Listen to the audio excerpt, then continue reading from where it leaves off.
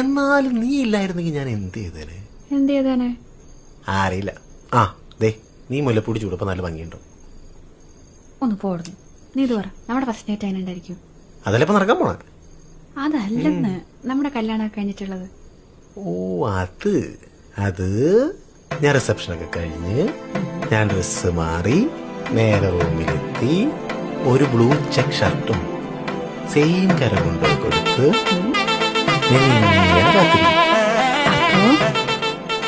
അപ്പൊ ഏട്ടത്തും കസിൻസും ഒക്കെ കൂടി നിന്നെ നമ്മുടെ റൂമിൽ കൊണ്ടാക്കും. കയ്യിലൊരു ഗ്ലാസ് പാലും.